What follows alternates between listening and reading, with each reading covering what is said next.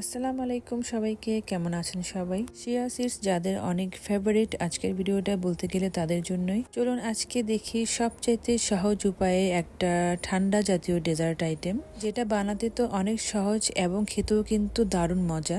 আজকের এই সহজ ঠান্ডা ডেজার্ট আইটেমটা মাত্র অল্প কিছু উপকরণ ইউজ করে তৈরি করে ফেলা যায় ঝটপট। এখানে একটা বাটিতে আমি শিয়া সিডস দিয়ে এটাকে তরল দুধে ভিজিয়ে রেখেছি 2 ঘন্টার মতো। 2 ঘন্টা পর দেখতেই পাচ্ছেন যে শিয়া সিডস গুলো কতটা ফুলে গেছে। এখন চলে যাচ্ছে ডেজার্ট আইটেমটা তৈরি করতে। এখানে এই বাটির মধ্যে আমি ভিজিয়ে রাখা শিয়া সিডস গুলোকে ঢেলে নিচ্ছি।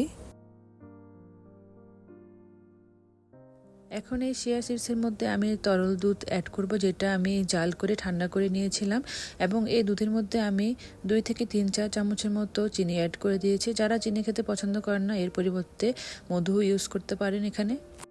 এবার এর মধ্যে ফ্রুটস অ্যাড করে দেব। এখানে আমি 3 ধরনের ফ্রুটস নিয়েছি, আম আছে, কলা আছে এবং ড্রাগন ফ্রুট আছে।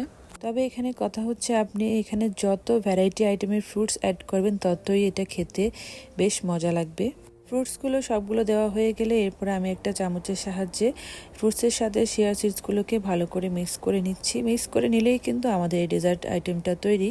আপনি কিন্তু চাইলে এখানে যত রকমের ড্রাই ফ্রুটস আছে সেটাও কিন্তু এখানে অ্যাড করে খেতে পারেন। এখন আমি উপর থেকে বেশ কিছু কিশমিশ এর উপরে দিয়ে দিচ্ছি। কিশমিশটা দেওয়ার ফলে কিন্তু ডেজার্টটা দেখতে বেশ দারুণ লাগছিল। এবার এটা তৈরি, এটাকে এখন রেখে দিব নর্মাল ফ্রিজে ঠান্ডা হওয়ার জন্য। আর এই তো তৈরি হয়ে গেল এই প্রচণ্ড গরমে মন প্রাণ সতেজ করার মতো সবচাইতে সহজ একটা ডেজার্ট আইটেম। বড় থেকে ছোট সবাই কিন্তু এটা খেতে অনেক পছন্দ করবে আশা করি।